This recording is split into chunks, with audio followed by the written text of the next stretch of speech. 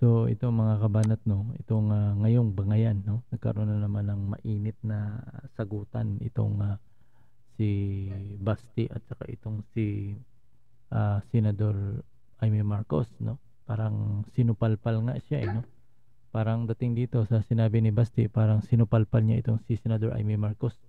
Kasi sinabi dito ni Basti parang ginagamit lang daw ni Amy Marcos yung paghingi niya ng sorry 'no, ginagamit sa media 'no? Yung sabi nga dito ni Basti, "Madam Aimee, lilinawin ko lang kasi parang ginagamit mo na drama mo diyan sa media ang humingi 'pag nung humingi ako ng tawad dahil naawa ako sa'yo." So ibig sabihin, nanghingi ng sorry itong si Mayor Baste hindi para doon sa sinabi niya sa kanyang sa kay President Marcos. Nanghingi siya ng sorry para doon lang kay Senador Amy Marcos dahil parang ang dating kasi nung sinabi kasi ni si Mayor Baste na dapat mag-resign na itong si President Bongbong Marcos, parang nasasaktan din si Senador Amy Marcos dahil kapatid nga yan nitong si President Bongbong Marcos. Doon humingi ng tulong at humingi ng tawad itong si Mayor Baste Duterte. So pero parang sinabi ni Baste na parang ginagamit lang na drama ni Senador Amy Marcos yung ginagawa. Sabi niya pa dito, no, hindi dahil sa sinabi ko na tungkol sa iyong kapatid na presidente, undangin ako. Sabi niya, tigilan mo na ako sa imuhang pagja-jamming, no? Ah, gipalagpas ta ka. Sabi niya parang pinalampas kita pero banha. Sabi niya in word Tagalog, sabi niya no na pinalampas kita pero panay pa rin yung ingay mo, no? Panay pa rin yung daldal mo, ingay ng ingay ka pa rin. So dapat mga kabanat itong mga medyo ginagrab ngayon, no? Tuwang-tuwa ang mga dilawan ngayon mga kabanat, lalo na mga supporters ng mga dilawan nagpepiesta ngayon sila at nagtuwa-tuwa dahil nga sabi nila no parang ito na yung pagkakataon ng mga oposisyon, mga dilawan na sabi nga nila it's time to shine daw dahil nga parang itong 2025 election parang hanggang 2028 ay panahon daw ito ng mga dilawan ngayon. Panahon ng mga oposisyon, no? Panahon ng mga oposisyon kasi napakahabang panahon mula sa panahon ni President Duterte hanggang sa kasalukuyan itong mga dilawan, no, ay talagang hindi na sila pinansin.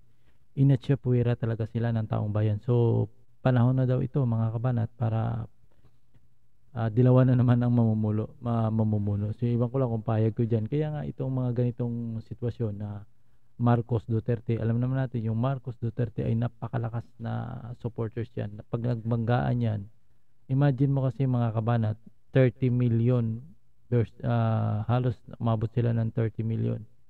Sa part ni Duterte, sa mga Duterte kasi hindi biro yung mga supporters din. Sa part ng Marcos ay sobrang di biro din ng mga supporters. So ngayon kung nag-away-away yan, kapag tumakbo itong mga dilawan, baka magkaroon ng pagkakataon itong dilawan na manalo sa darating na eleksyon. Yan ay alam niyo na, no? Alam mo mas yun ko lang, no? Pero sa tingin ko itong mga dilawan kasi parang mahirap din pagkatiwalaan eh. Kasi nakikita ko yung sa strategy pa lang kasi ng kanilang kampanya ay paninira po, paraging paninira. Wala akong nakita ang mga dilawan, no?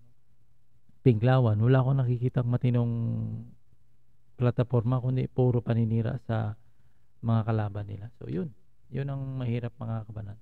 So gusto ko lang i-share sa inyo, no? Ito yung pahayag, no?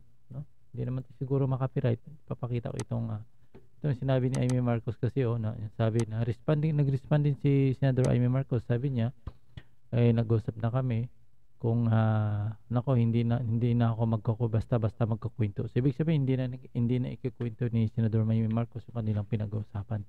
Sabi niya at sa mga kaguluhan ngayon na napakadaling baliin, no? Ibig sabihin sabi niya napakadaling ibaluktot yung mga kwento ngayon at bigyan ng maling kahulugan. Parang gustong mag-aaway parang gusto niya palabasin parang may gusto daw pag-aawayin sila. Buti lang nakapag-usap na kami at hindi ko na ikukuwento. So yun, nakausap na sila at hindi na daw ikukuwento. Kasi dapat mahinto na yan dahil mga kabanat, ang mga ganitong sitwasyon, ang makikinabang yan, yung dilawan, no? Ang dilawan talaga. So ito, panoorin nyo to. Create natin sa GMA7. Ito. May paglilinaw si Davao City Mayor Baste Duterte kaugnay sa sinabi ni Senadora Amy Marcos na nagsorry sa kanya si Mayor Baste. Sa isang post, sinabi ni Mayor Baste nagsorry siya dahil naawa siya kay Senadora Amy. Yun, nagsorry Hindi raw siya humingi ng tawad para sa maanghang niyang pahayag laban sa kapatid ng Senadora na si Pangulong Bongbong Marcos. Noong nakaraang linggo, hinamon niya mag-resign ang Pangulo. Panawagan ni Mayor Baste tigilan ang paggamit sa kanya sa anyay mga jamming ni Senadora Amy. Sabi ngayon ni Senadora Amy, okay na at nakapag-usap na raw sila. Yun. Hindi ko na itatapusin mga kabanat kaya parang inulit ko rin yung sinasabi ko kasi ganun din yung explanation ko kanina. No? Pero ang sa akin lang, dapat matigil-tigil na ito mga kabanat. No? Huwag na sana ang ano ito kasi ang nakikinabang dito yung mga dilawan mga kabanat. Baka totoo nga yung mga sinasabi ng mga supporters ng mga dilawan, baka panahon na nga ng dilawan na mamumuno na naman sa bansa ng Pilipinas. Kasi napakatagal ang dilawan, parang naitsapuwere ang dilawan ngayon eh. Kumbaga yung mga dilawan, mga pinklawan, parang hindi na talaga pinapansin ng taong bayan. Baka magkakaroon sila ng pagkakataon ngayon na baka manalo sila dahil nga parang darating ang panahon parang sasabihin ng mga supporters o mga taong bayan ay wala namang kwenta pala itong Marcos Duterte, puro away yung ginagawa. So susubukan na naman natin itong dilawan. Baka dumating sa ganong parang kaya ngayon itong nangyayari ngayon Duterte Marcos na bangayan ang nakikinabang dito mga kabanat, itong mga pinklawan or mga dilawan. So dapat matigil na yan mga kabanat. Ay nako. So yan muna ang ating video mga. See you next video mga kabanat. So update ko lang ito no bago ako matulog. Ngayon daw hindi ako masyado nakapag-vlog kasi una medyo bitin yung signal natin dito sa probinsya. Unlike noon sa Pangasinan tayo, no? Partner naman ng probinsya yung Pangasinan. Pero sa Negros kasi ako eh. Medyo hinang signal dito mga kabanat. Same base kasi tayo eh. Doon sa Pangasinan ay naka-PLDT tayo, naka-fiber tayo. Dito sa Negros no ay naka same base lang tayo, medyo hindi kaya ang signal. Okay siya kung mga alas 12 ka ng gabi no, madaling araw malakas, pero pagka tinatawag nila peak hour ay wala talaga, bagsak mga kabanat. So tabayan natin, baka balang araw makarating din ang PLDT kasi may mga wire na dyan sa poste mga kabanat. So yan man nating video at see you next video, baka tomorrow no. Yung Facebook, YouTube pala natin na nirenim ko, yan kasi yung original ko na channel na tinake down dahil sa ivermectin no. Yun ang Voice of Netizen na hindi ko talaga, nagtry ako ng kagahapon kasi nagtry ako appeal pero wala talaga. So ibig sabihin no choice na tayo at wala nang pag-asa mabalik yun, kaya ginawa ko, nirenim ko na lang itong Banat Dong to Voice of Netizen kasi na-create ko yung Banat Dong, parang sineperate ko ito dahil ang topic dito ay puro ivermectin, pero nabaliktad mga kabanat yung natinamaan yung main account natin na Voice of Netizen. Yun ang na-take down ni ni YouTube. Ayaw talaga kahit anong appeal mo hindi nila papayagan kasi yung issue doon ay ivermectin nga no? Against daw talaga yun sa WHO nung panahon ng COVID-19.